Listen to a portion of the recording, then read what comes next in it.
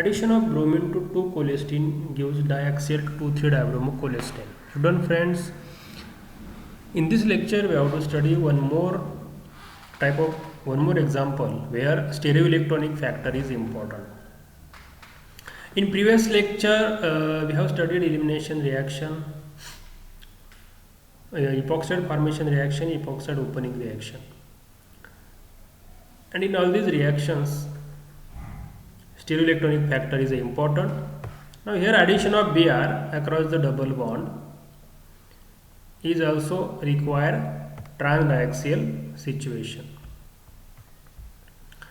So addition of bromine across the double bond, formation of transdiaxial dibromides. One more example is epoxide opening reaction, that is the addition of hydrogen bromide to cholesterol 2,3 alpha epoxide gives the diaxial 2,3 alpha bromohydrate. Here formation is the first step is formation protonation of oxygen, then second step is addition of Br minus from backside, epoxide opening reaction and formation of the product. So in the product the groups are transdiaxial. So in this case also transdiaxial situation is required. Now very important point we have to study in this lecture is pyrolytic elimination reaction. विद्यार्थी मित्रांनो, pyrolytic elimination reaction हे आपल्या सर्वांना माहिती असेल. pyrolytic elimination काय आहे? It is a thermally catalyzed reaction, and in this reaction eliminating group must be cis to each other. Eliminating group म्हणजे काय की जे एलिमिनेट होणारे ग्रुप्स आहेत ते सिस असावेत, म्हणजे ते एका साईडला असावेत. का? कारण सायक्लिक ट्रान्झिशन स्टेट फॉर्मेशन शक्य झालं पाहिजे, तरच एलिमिनेशन पायरोलिटिक एलिमिनेशन रिॲक्शन शक्य आहे. म्हणून पायरोलिटिक एलिमिनेशनसाठी इम्पॉर्टंट कंडिशन काय आहे? एलिमिनेटिंग ग्रुप्स हे एका साईडला असायला हवेत किंवा सेम साईडला असायला हवेत. तर पायरोलिटिक एलिमिनेशन रिॲक्शन ही एक अशा प्रकारची रिॲक्शन आहे की ती असिस्ट करते. कोण? तर काही फंक्शनल ग्रुप्स आहेत ते ॲक्सलरेट करतात. These functional groups acetate, xanthates and amino oxides, these types of polar functional groups accelerate the pyrolytic elimination reaction. असं का होतं? कारण ॲसिटेट, झॅन्थेट्स आणि अमायनो ऑक्साइड्स हे groups cyclic transition state form करू शकतात, म्हणून अमायनो ऑक्साइड्स म्हणून पायरोलिटिक एलिमिनेशन फास्ट होतं. आपण पायरोलिटिक एलिमिनेशनचं एक एक्झाम्पल बघूया. नाव pyrolysis of amino oxide. Here two isomers are there, erythroisomer and thioisomer. Erythroisomer gives trans product and thioisomer gives a cis product.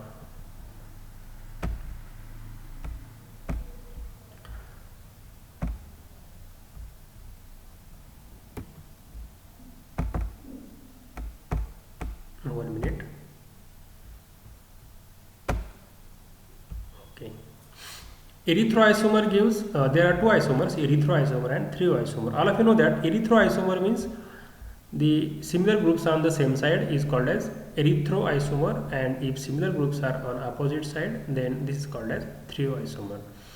Now erythroisomer gives a trans olefin whereas thioisomer gives a cis olefin. And explain, this is the question. Now if you this is a this molecule is in which formula, which projection formula? This molecule is present, this amino oxide is present in a Fisher projection formula, two-dimensional formula. Now here the same groups, methyl groups are toward the same side, and therefore this is a erythroisomer. Now convert this Fisher projection formula into Sahor's projection formula. Now start from this hydrogen. Now here hydrogen.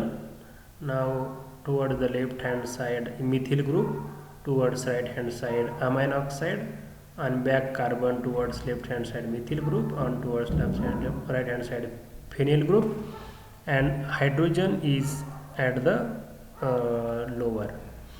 That is, this is a eclipse Sahor's projection formula. Convert Fisher projection formula first into the Sahor projection formula. Now Here very important condition in pyrolysis of amine oxide is the eliminating group must be cis to each other, but here condition is not fulfilled because amine oxide is towards beta oriented, this hydrogen is towards the alpha oriented. That means these two groups are anti with respect to each other, opposite to each other, and this is not the requirement, and therefore 120 degree rotation is carried out for front carbon. Now if you rotate front carbon 120 degree, you will get this conformation. Here this amine oxide comes here, hydrogen goes here, and methyl again comes at the place of amine oxide. Now you will get this situation after rotation of the 120 degree.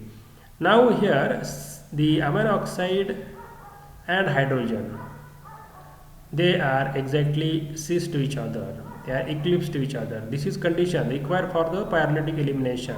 Now this condition becomes available. Now this amine oxide O- will abstract this proton and elimination takes place, and after elimination formation of the olefin. So in the olefin, this methyl group and this methyl group, they are exactly anti with respect to each other, that's why formation of the trans olefin. So erythroisomer gives trans olefin. Now justification for threoisomers. Threoisomers means the similar groups are toward the opposite side. Now convert this Fischer projection formula into the Sohars projection formula. So in Sohars projection formula, you can find that again eliminating groups are not cis to each other; they are anti with respect to each. They are opposite with respect to each other, and therefore rotate 120 degree again. So after rotation of 120 degree, what will happen? This methyl comes here, amine oxide goes down, and hydrogen becomes at the place of methyl group. Now you will get this. Now here eliminating group amine oxide and hydrogen becomes toward the same side, and now here elimination takes place. O- subtract this proton and elimination takes place, formation of olefin. So in the olefin, the similar group methyl they are toward the same side of the double bond, and therefore this we can say that this isomer is a cis isomer. Now cis and trans isomers are formed from two different isomers. So erythro gives trans and threo gives cis isomers. So here the stereochemistry, how affects the stereochemistry of the product. Erythro gives trans and threo gives the cis isomer. So this is a beauty, this is the magic of stereochemistry. So this is all about pyrolysis of amine oxide. Now one more type of pyrolytic elimination reaction. See, question is very big. See carefully. Pyrolysis of trans 2-phenyl cyclohexyl xanthates. So what is xanthates? This group OCSSCH3. This group is called as xanthate. Pyrolysis of trans 2-phenyl cyclohexyl xanthates. Trans isomer. This 2-phenyl cyclohexyl xanthates produces predominantly the conjugated olefin. या ठिकाणी लिहिलंय बघा, हा जो आयसोमर आहे trans, हा predominantly 88% conjugated olefin form करतो आणि ओनली 0.4% अनकॉन्जुगेटेड ओलिफिन फॉर्म करतो. 1-phenyl cyclohexyl, wear as corresponding सिस आयसोमर प्रोड्युसेस, हा जो सिस आयसोमर आहे produces almost entirely the unconjugated olefin. Entirely the unconjugated olefin.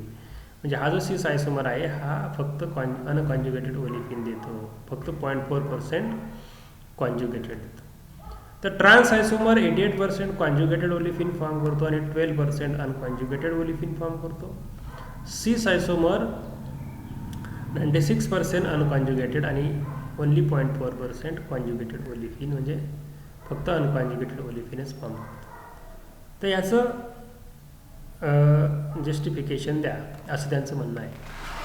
So here we can justify this question why trans gives conjugated olefin and cis gives unconjugated olefin. For that purpose we must convert this planar structure into the chair structure.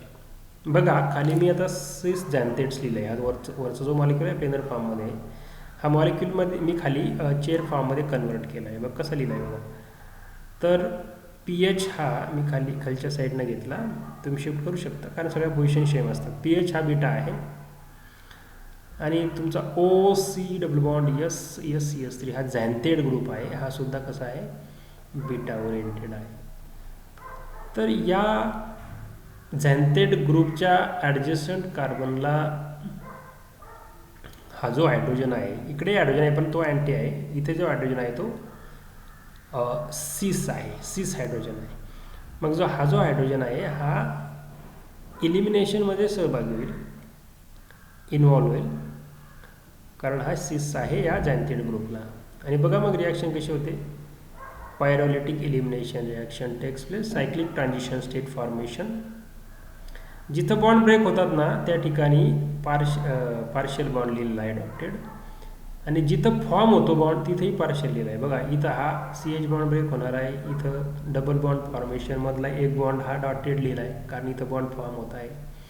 हा bond break होणार आहे म्हणून dotted लिहिला, इथं form होणार आहे म्हणून dotted लिहिला, इथला बॉन्ड ब्रेक होणार आहे म्हणून डॉटेड लिहिला, आणि S आणि H मध्ये बॉन्ड फॉर्म होणार आहे म्हणून डॉटेड लिहिला. म्हणून एकच लक्षात ठेवायचं, सायक्लिक ट्रान्झिशन स्टेट आपण ज्यावेळेस लिहित असतो त्यावेळेस जो बॉन्ड ब्रेक होणार आहे तिथं तो बॉन्ड डॉटेड लिहायचा किंवा डॅश डॅश लिहायचं, आणि जिथे बॉन्ड फॉर्मेशन होणार आहे त्या ठिकाणी सुद्धा डॉटेड लिहायचं, म्हणजे पार्शियल बॉन्ड फॉर्मेशन लिहायचं. अशी सायक्लिक ट्रान्झिशन ड्रॉ केली आणि फायनली आपल्याला काय मिळालं, मग डबल बॉन्ड कुठे फॉर्म होणार इथे, म्हणजेच आपल्याला हा अनकॉन्ज्युगेटेड ओलिफिन मिळाला. आणि 96% समजलं आहे. म्हणजे सिस आयसोमर जर आपण घेतलं, सिस झॅन्थेट्स, तर आपल्याला अनकॉन्ज्युगेटेड ओलिफिन मिळतं, कारण हा जो हायड्रोजन सिस हायड्रोजन इन्व्हॉल्व होतो एलिमिनेशनमध्ये. आता पुढचं बघूया आपण. जर आपण ट्रान्स झॅन्थेट घेतलं तर काय होईल. हा जो आहे pH हा अल्फा ॲक्सियल आहे आणि झॅन्थेट ग्रुप हा बीटा ॲक्सियल आहे. जेव्हा आपण या ठिकाणी हा ग्रुप आहे ह्याला जर आपण फ्लिपिंग केलं, रिंग फ्लिपिंग, बघा याला जर आपण रिंग फ्लिपिंग केलं तर आपल्याला हा आयसोमर मिळतो. मग रिंग फ्लिपिंग का करायचं, कारण रिंग फ्लिपिंग करण्यास पाठीमागचं कारण असं आहे की हा जो आयसोमर आहे हा अनस्टेबल आहे. बल्की फिनिल ग्रुप हा ॲक्सियली ओरिएंटेड असल्यामुळं आपल्याला याचं रिंग फ्लिपिंग करणं गरजेचं आहे. दोन्ही ग्रुप हे ॲक्सियल आहेत आणि हा अनस्टेबल आहे कारण 1/3 ॲक्सियल इंटरॅक्शन क्रिएट्स करतात. इथे एक हायड्रोजन ॲक्सियल आहे, इथे एक हायड्रोजन ॲक्सियल आहे, म्हणजे इथं एक हायड्रोजन आहे, इथे म्हणजे हे 4 हायड्रोजन ह्या दोन्ही ग्रुपबरोबर 1/3 ॲक्सियल इंटरॅक्शन क्रिएट करून या कॉन्फॉर्मेशनला अनस्टेबल करतात. म्हणून ह्या कॉन्फॉर्मेशनला आपल्याला फ्लिप करणं गरजेचं आहे. फ्लिप केल्यानंतर हा डायॲक्सियलचा डायइक्वेटोरियल होईल.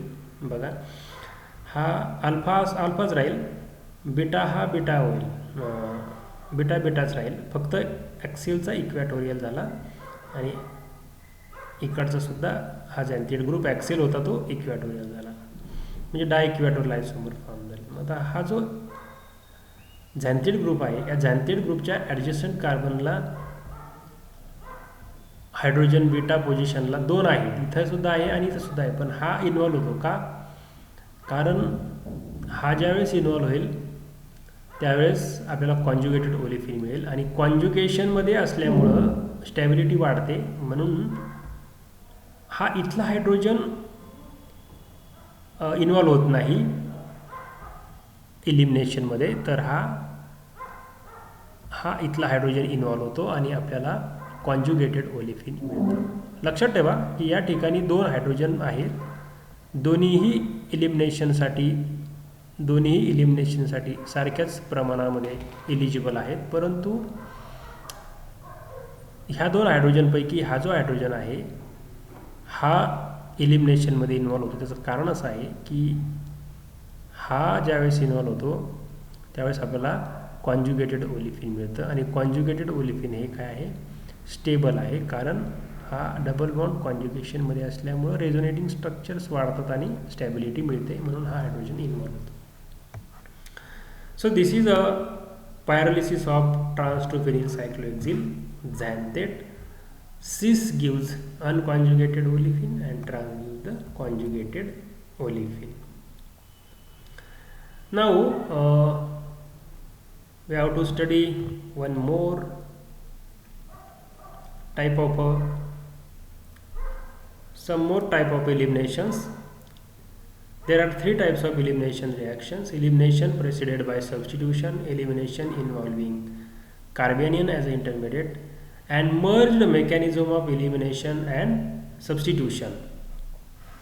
एलिमिनेशन रिॲक्शनचे आणखी वेगळे प्रकार आहेत बघा, जसं आपण E1 CB E2 E1 बघितलं, त्याच्या व्यतिरिक्तही काही एलिमिनेशनचे प्रकार आहेत आणि स्टेरिओकेमिस्ट्रीमध्ये त्या कन्सिडर करणं फार गरजेचं आहे. आणि त्याच्यामध्ये आहे एलिमिनेशन. फर्स्ट पहिलं जे आहे elimination preceded by substitution.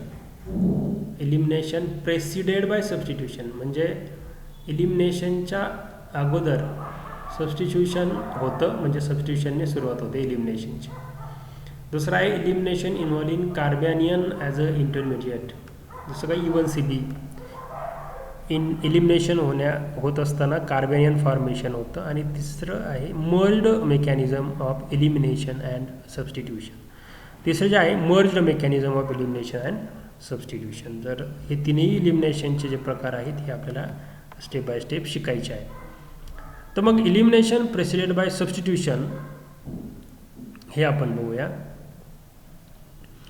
Elimination preceded by substitution म्हणजे एलिमिनेशनच्या अगोदर सबस्टिट्यूशन ही स्टेप आहे. आता इथे एक प्रश्न आहे बघा, dibromocyclohexane undergoes bromine elimination to cyclohexene with potassium iodide in methanol at 80 degrees Celsius at a rate which is only about 11 times slower than for the trans isomer. म्हणजे सिम्पली काय म्हणायचं आहे की हा जो आयसोमर आहे ट्रान्स डायब्रोमोसायक्लोहेक्झेन हा ॲक्सेल इक्वॅटोरियलपेक्षा 11 पटीनं जास्त फास्ट रिॲक्ट होतो. आता त्याचा K=1 दिला आहे, म्हणजे याचा जर रेट 1 असेल,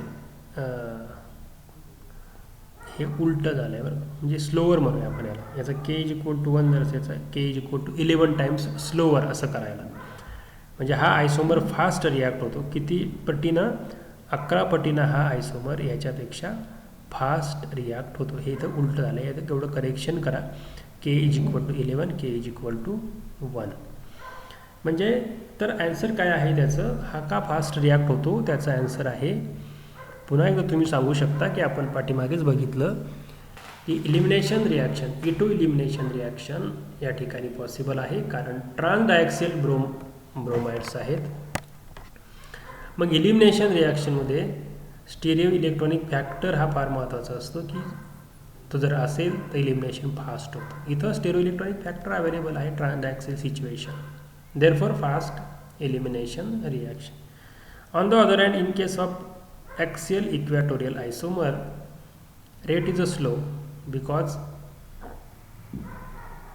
here if potassium iodide is added, बघा इथं पोटॅशियम आयोडाईड जर ॲड केलं तर एलिमिनेशन न होता काय होतं, सबस्टिट्यूशन होतं.